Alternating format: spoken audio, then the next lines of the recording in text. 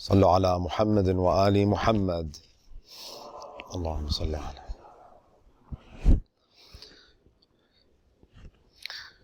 ثانية على حب الحسن والحسين اللهم صل على محمد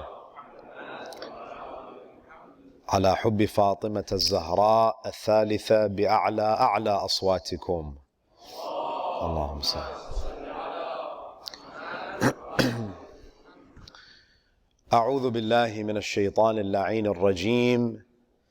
بسم الله الرحمن الرحيم.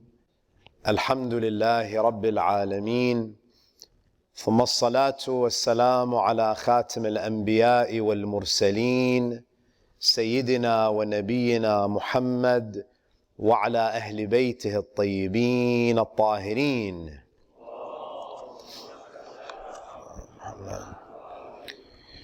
ولعنة الله على أعدائهم ومنكر فضائلهم من الآن إلى قيام يوم الدين. رب اشرح لي صدري ويسر لي أمري واحلل عقدة من لساني يفقه قولي. Respected elders, brothers and sisters, Assalamu alaikum wa rahmatullahi wa barakatuh. For those of you who've been attending the nightly lectures, the theme of our discussion is the three kings, specifically Talut, Dawood, and Sulaiman. These are three prominent kings who are mentioned in the Quran. And as I mentioned in the previous nights, the reason why I chose these personalities is because many of us might not be familiar with what a godly ruler looks like. Especially when you look around the world today, the overwhelming majority of those who have power are corrupt and they abuse the authority that they have. So in this series, we're reflecting on good leaders, leaders who understood the responsibility that they were given and who were able to fulfill their role and exercise their power with wisdom and compassion. And we spoke about Talut, and we've been speaking for a few nights about Dawood alayhi salam. Tonight what I'd like to do is I'd like to speak about a particular event, an incident that took place during the life of Dawood alayhi salam. You see, brothers and sisters, one of the accusations that is sometimes leveled against the Quran by its detractors is that the Quran is a book that contains anti-Semitic verses. And one of the stories that is referenced as an example of antisemitism in the Quran is the story of the Sabbath-Breakers. And inshallah, this will be the focus of our discussion tonight. There's an ayah in the Quran, in Surah Al-Ma'idah, where Allah subhanahu wa ta'ala, He tells us about Dawood alayhi salam, and specifically his relationship and what he did of the Sabbath-Breakers. So in Surah Al-Ma'idah, Surah number 5, ayah 78, Allah subhanahu wa ta'ala, He says, لُعِنَ الَّذِينَ كَفَرُوا مِنْ بَنِي إِسْرَائِيلَ عَلَى لِسَانِ دَاوُودَ. Allah subhanahu wa ta'ala, He says, those who rejected among the children of Israel, they were cursed by the tongue of Dawood alayhi salam. Now, of course, Bani Israel, they were not kuffar in the sense that they rejected the existence of God. They are kuffar in the sense, in this instance, in the sense that they rejected and were heedless of certain commandments of Allah subhanahu wa ta'ala. And this ayah is a reference to the Sabbath-Breakers. When certain members of Bani Israel violated the Sabbath, Dawood alayhi salam sent his la'na upon them. He condemned them. And this is interesting because when you look at this ayah, you have a prophet of God doing la'na upon a community for ignoring a commandment of God. And this makes you wonder why some Muslims find it problematic when we send la'na upon the killers of Imam al-Hussein. If Dawood alayhi salam sends la'na upon certain members of Bani Israel for not upholding the Sabbath, then what is a greater violation of God's law? Violating the Sabbath or spilling the blood of the family of the Prophet? Now, we have a narration from Imam Al-Baqara, salawatullahi alayhi. Allahumma salli alayhi. Imam Al-Baqir, he says, أما داود فإنه لعن أهل أيلة. Imam Al-Baqir, he says, as for David, he sent damnation upon the people of Ayla. And the people of Ayla is a reference to the Sabbath-Breakers. It's a town, and we'll speak about this. لما اعتدوا في سبتهم وَكَانَ اعْتِدَاؤُهُمْ فِي زَمَانِهِ. Dawood, he sent la'na upon the Sabbath-breakers when they violated the Sabbath, and this incident took place during the time of Dawood. Now, since this happened during the time of Dawood, I felt that it would be beneficial for us to reflect on the verses of the Quran that relate to the breaking of the Sabbath. Now, during the time of Dawood, of course, the empire of Dawood was quite vast. And there were certain members of the children of Israel who had settled near the Red Coast Sea. And the town that they settled in was called Ayla. And the people of that town, because they were close to the sea, naturally many of them, they took on fishing. They were fishermen. And the majority of them were quite well off because of how much fish they were able to extract from the sea. Allah subhanahu wa ta'ala, during the time of Dawood, He decided to test this community. So what happened was, in the Sharia of Musa, one of the laws in the Sharia of Musa is that the Jews were forbidden from fishing on Saturday. In fact, we have a narration from the Prophet sallallahu alaihi wasallam where he said, Musa ja'a bitahrim sayd al-hitan yawm al-sabt. That it was Musa who introduced the prohibition of fishing on Saturday. Now, Dawood alayhi salam, yes, he is a prophet. And inshallah, tomorrow night we'll speak about the revelation of the Zabur. But Dawood was not presenting a new Sharia. The Jews, the Israelites, they were all bound to the Sharia of Musa. So Dawood was upholding the law of Musa. So the law of Musa dictated that they're not allowed to fish on Saturday. So what did they do? The Quran tells us, and inshallah we'll speak about this in more detail. Now several of them, what happens is that Monday through Friday, suddenly what happens is the Monday through Friday there's no fish. In the past, they used to fish throughout every day, fish was available. Suddenly, there is no fish Monday through Friday.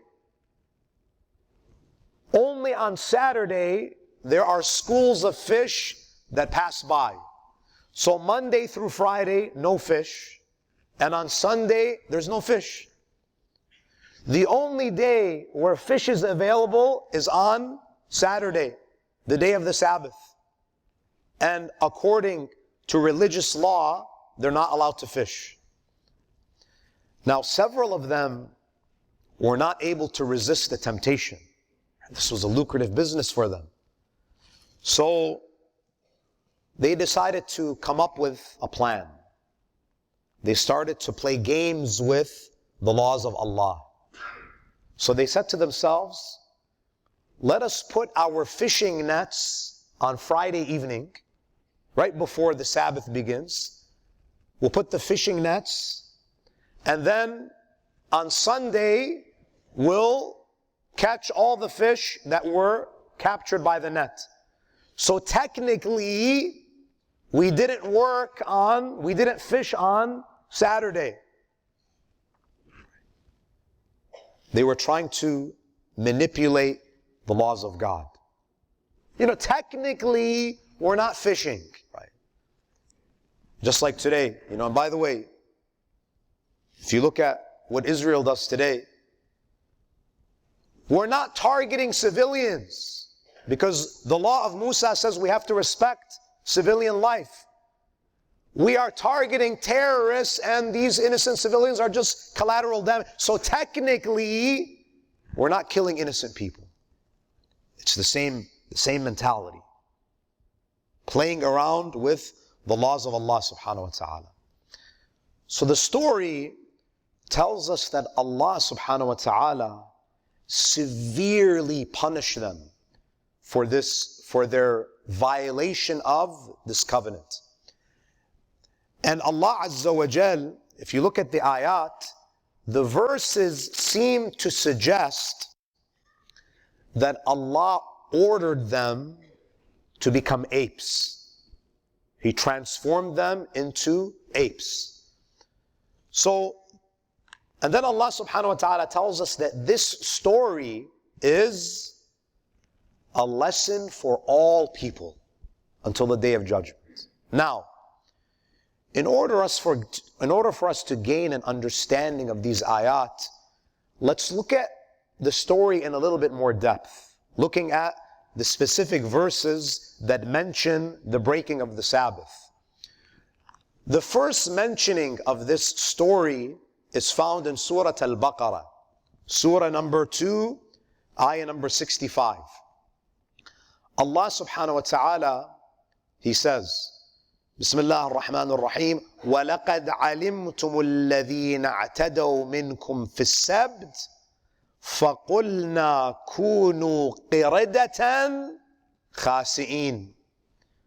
Allah says, and certainly you know those of you who violated the Sabbath, whereupon we said to them, be dejected apes. Now what's interesting is that Surah Al-Baqara is a Madani surah, meaning that there is a vibrant Jewish community in Medina.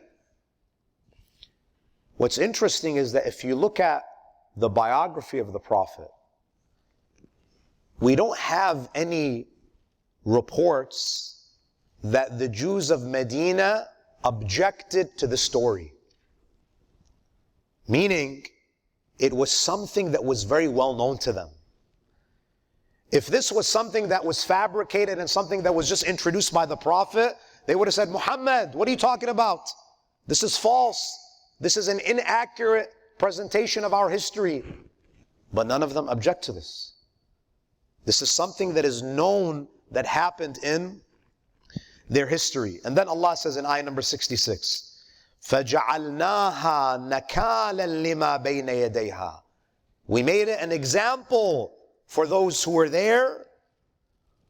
وَمَا خَلْفَهَا. And we made it an example for those who are to come later. وَمَوْعِظَةً لِلْمُتَّقِينَ. The story of the Sabbath-Breakers is an admonishment for all pious people, for all muttaqeen. Now, Surah Al-Baqara doesn't give us details. It just gives us a snapshot of the incident. If we want more details, we have to go to Surah Al-A'raf. Surah Al-A'raf gives us more details. So if we go to Surah Al-A'raf, Surah number 7, ayah number 163. And I urge all of you, brothers and sisters, to follow along with these verses. In Surah Al-A'raf, verse 163, Allah says, وَاسْأَلْهُمْ عَنِ الْقَرْيَةِ الَّتِي كَانَتْ حَاضِرَةَ الْبَحْرِ. Now, not only is the Quran telling us about this incident, the Quran is telling the Muslims, ask the Jews, ask Bani Israel about this. They know this story very well. And ask them about the town that was by the sea. وَاسْأَلْهُمْ عَنِ الْقَرْيَةِ. Qarya means town. الَّتِي كَانَتْ حَاضِرَةَ الْبَحْرِ. Ask them about the town that was by the sea. And of course, the narrations and even the biblical sources tell us that this was the town of Ayla, right? It was a town of fishermen.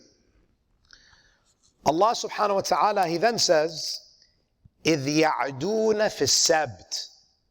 When they transgressed the Sabbath. إِذْ يَعْدُونَ السَّبْتِ. إِذْ تَأْتِيهِمْ حِيتَانُهُمْ يَوْمَ سَبْتِهِمْ شُرَّعًا. On the day of their Sabbath, the fish, they come, and the fish, they basically pop their heads out of the water. It's as though the fish are taunting them, that, you can't catch us. You're not allowed to fish. So the sea would be overflowing with fish. وَيَوْمَ لَا يَسْبِتُونَ لَا تَأْتِيهِمْ. On Saturday, on the day of the Sabbath, you don't even need to fish. You could see the fish floating on the surface. It's so easy to grab them. And when it wasn't the Sabbath, there's no fish. There's nothing. They would fish from dawn all the way until dusk. There's nothing. كَذَلِكَ نَبْلُوهُمْ بِمَا كَانُوا يَفْسُقُونَ. Allah says, thus did we give them a trial because they were defiantly disobedient. He wanted to test them. Then we come to ayah 164. وَإِذْ قَالَتْ أُمَّةٌ مِّنْهُمْ. One of the things that we find about the Quran is that the Quran is very impartial and objective. There are certain ayat where Allah praises some of the pious Jews for condemning their brethren for violating the Sabbath. وَإِذْ قَالَتْ أُمَّةٌ مِّنْهُمْ لِمَ تَعِظُونَ قَوْمًا اللَّهُ مُهْلِكُهُمْ أَوْ مُعَذِّبُهُمْ عَذَابًا شَدِيدًا. When a group of them said, why do you advise a people whom Allah is about to destroy or punish with a severe punishment? From this ayah, we know that there were those who violated the Sabbath. But there was also a group in the community that was condemning that behavior, that was speaking out against them. And there's a third group. There's a third group that's telling them, why are you bothering? Why even bother to advise these people? So, from this ayah we understand, in the town of Ayla, there are three groups. There are the Sabbath-Breakers, those who are putting in their fishing nets on Friday and then they're retrieving the fish on Sunday, the Sabbath-Breakers. There are the admonishers, those who are seeing munkar and they're doing nahi anil munkar. And then there's a third. The third group is what? We can call them the mind your business group. Mind your business. Leave them alone. Why should you advise them? It's none of our business. So the Sabbath breakers, the admonishers, and the neutral party. The neutral party. Where there's haram being committed, it's none of my business. So look at what the Quran says. So now when this neutral party tells the admonishers, why are you bothering yourself with admonishing these people? Allah is going to punish them. You know, sometimes when people commit haram, they say, why? Just leave, Allah will deal with them. Yes, I know Allah will deal with them, but Allah will also deal with me if I don't fulfill my responsibility of nahi anil munkar. So what does the Quran say? When these people who are doing nahi anil munkar, when the admonishers are being questioned about why they are doing this, قالوا معذرة إلى ربكم وَلَعَلَّهُمْ يَتَّقُونَ. They give two reasons. Reason number one why we are doing nahi anil munkar is مَعْذِرَةً إِلَىٰ رَبِّكُمْ, so that we can be absolved before Allah. Because if we don't, Allah is going to question us. Why were you silent when my laws were being violated? You're not allowed to be indifferent when there's corruption. You have to speak out when sin is being committed. وَلَعَلَّهُمْ يَتَّقُونَ. And maybe our advice will have an effect. Yes, we might not be able to change everyone's mind, but maybe one or two will awaken their conscience, will awaken them from this state of heedlessness. So then what does Allah say in ayah 165? فَلَمَّا نَسُوا مَا ذُكِّرُوا بِهِ. And when they disregarded what they were reminded of. The Sabbath breakers, they were being admonished. Allah says when they disregarded the reminder and the advice, Allah says, أَنْجَيْنَا الَّذِينَ يَنْهَوْنَ عَنِ السُّوءِ وَأَخَذْنَا الَّذِينَ ظَلَمُوا بِعَذَابٍ بَئِيسٍ بِمَا كَانُوا يَفْسُقُونَ. Allah says, I saved one group. There's only one group that I saved. أَنْجَيْنَا الَّذِينَ يَنْهَوْنَ عَنِ السُّوءِ. Allah says, I saved those who were forbidding evil. They were the ones who were saved. Now what's the implication when Allah says, I saved those who forbid evil? That means who was punished? The Sabbath breakers were punished, and the ones who were neutral, it's none of my business. Allah says, you're included in the punishment. Because your silence made you complicit. Now when I read this verse, I think to myself, look how severe the punishment was against those who were silent when certain people were fishing on a day that Allah did not allow them to fish.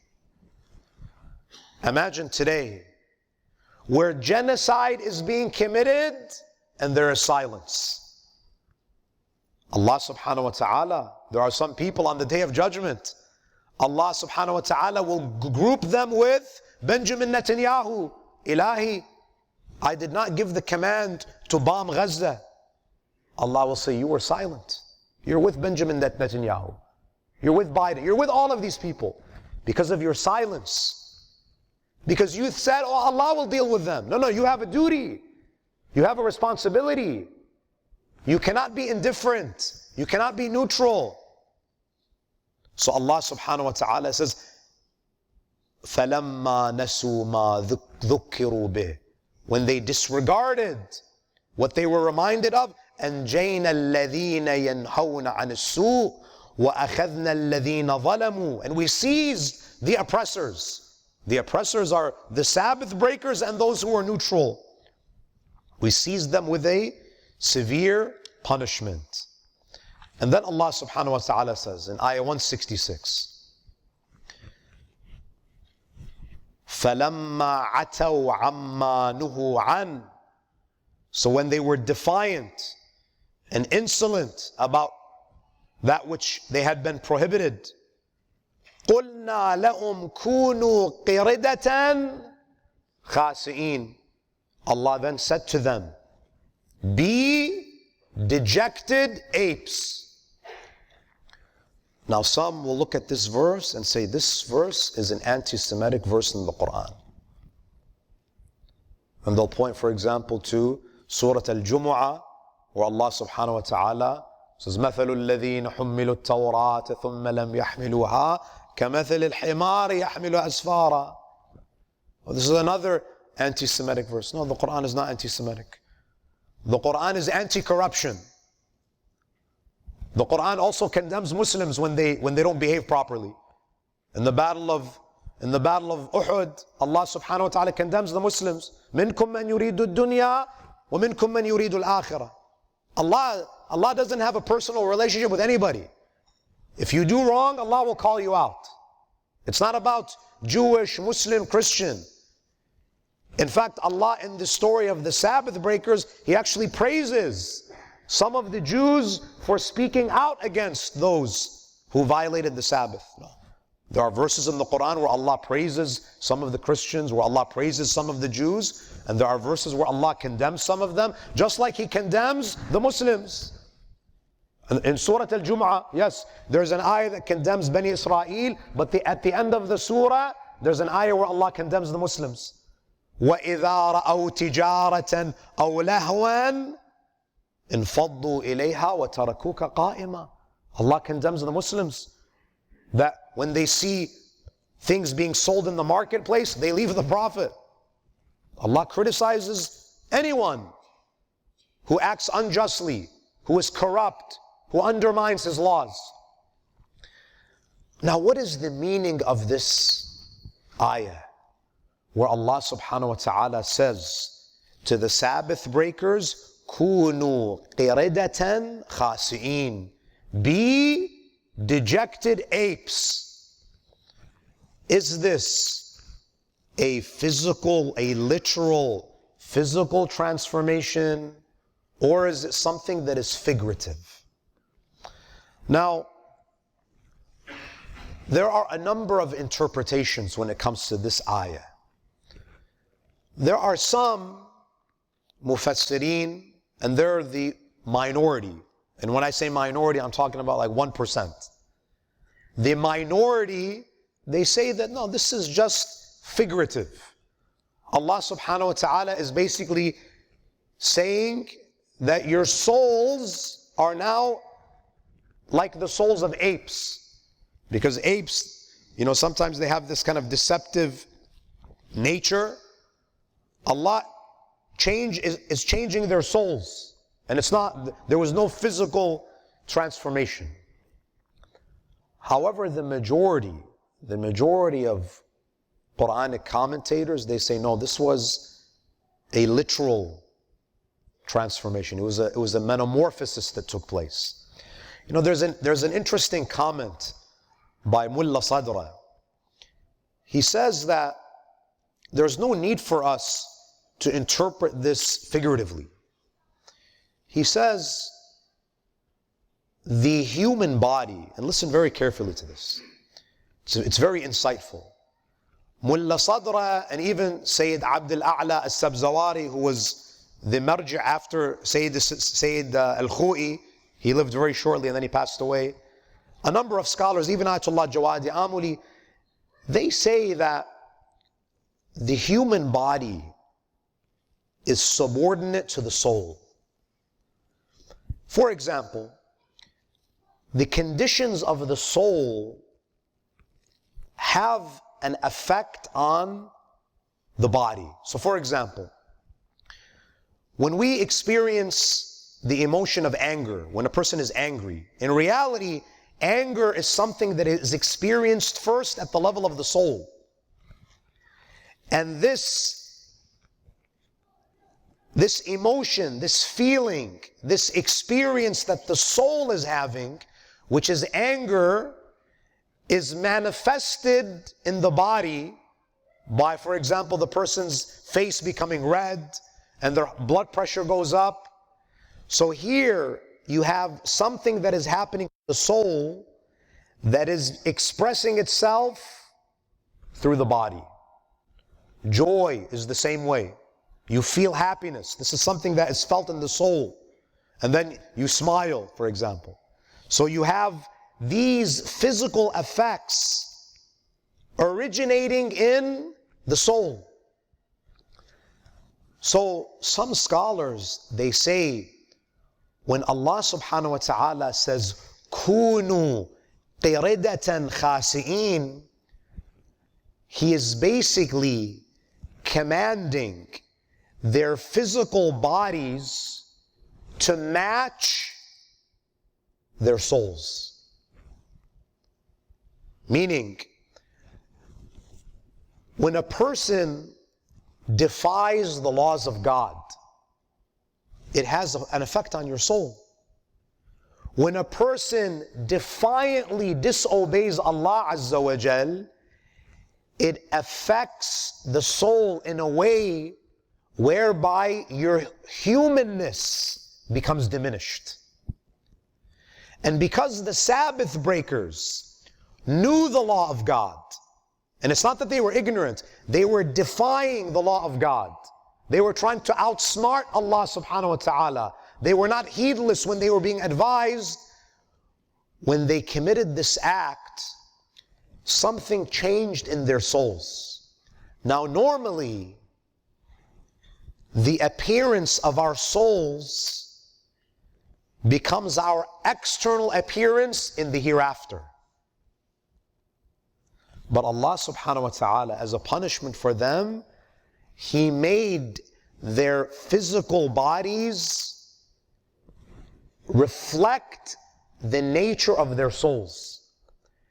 And the reason why the Quran says that this is a lesson for all people, Allah is saying that the Sabbath breakers, I transformed them into apes because that was the nature of their souls. Because they engaged in this deception and this trickery. Don't think that this is not going to happen to you on Yawm al-Qiyamah. On the Day of Judgment, you have to pray to Allah that you are resurrected as a human being. Some of us, we look human, but we don't behave like human beings. We don't have the qualities of true human beings. And I'll mention this final hadith. Abu Basir, one of the companions of Imam Al-Baqara and Imam Al-Sadiq. Allahumma salli ala Muhammad.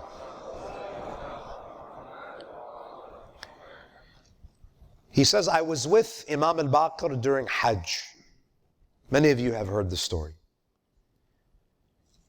Abu Basir, he was blind, but he could hear that during tawaf, there's a lot of noise and there's a lot of, racket. And so in the tawaf, he says to Imam Al-Baqir, Ya ibn Rasulullah, ma aktharu al-hajij wa a'zamu al-dhajij. He says to the Imam that it seems that there are a lot of hajjaj, there are a lot of pilgrims, and there's so much noise. فقال عليه السلام, Imam Al-Baqir, he says, قال بل ما أكثر الضجيج وأقل الحجيج. The Imam says, rather, there is a lot of noise, but very few pilgrims, very few hajjaj. So Abu Basir was confused.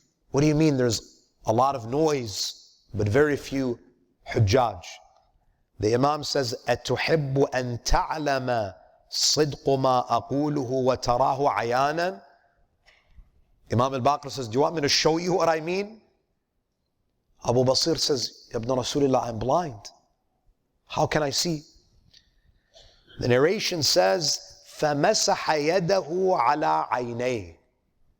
The hadith says that Imam, he wiped his hands on the eyes of Abu Basir. وَدَعَى بِدَعَوَاتٍ. Abu Basir says, I heard the Imam reciting some du'as. فَعَادَ بَصِيرًا. He says, suddenly I could see. Listen to what Abu Basir says. فَقَالُ انظُرْ. Imam Al-Baqara said to me, oh Abu Basir, look around. So he says, I looked in front of me. We were doing tawaf. فَإِذَا أَكْثَرُ النَّاسِ قِرَدَ وَخَنَازِيرٌ. Allahu Akbar.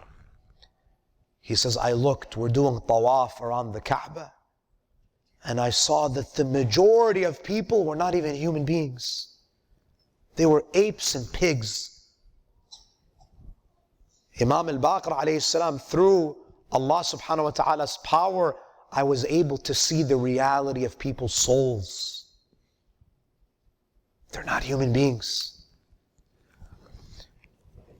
And then he says, وَالْمُؤْمِنُ بَيْنَهُمْ مِثْلُ الْكَوْكَبِ اللَّامِعِ فِي الظَّلْمَاءِ. He says, among these animals, I was able to see a small number of mu'mineen who were like stars among this crowd. They were beaming with light. فَقَالَ أَبُو بَصِيرٍ صَدَقْتَ. I said to Imam Al-Baqir, you are right. صَدَقْتَ يَا مَوْلَاي مَا أَقَلُّ الْحَجِيجِ وَأَكْثَرُ الضَّجِيجِ. Indeed, there are very few Hajjaj, and there's just a lot of noise. My dear brothers and sisters, in this month, in the month of Ramadan, the best thing that we can do is to avoid the muharramat, to avoid the sins. Because every sin has a real effect on our souls. It diminishes our humanness. What makes us human beings is our aql. And the most irrational thing that you can do is disobey God. That's the most irrational thing that you can do. So in this month, inshallah, let's make an effort to regain our humanness by submitting to the Lord of the worlds and to refrain from the things that He has forbidden. And that is the lesson of the story. That Allah says, I turned the Sabbath-breakers into apes. But don't think that this is just an isolated incident. No, no, no. I did to them what I will do to all human beings on the Day of Judgment. I will make their physical appearances a reflection of the nature of their souls. وآخر دعوانا الحمد لله رب العالمين وصلى الله على محمد وآله الطاهرين.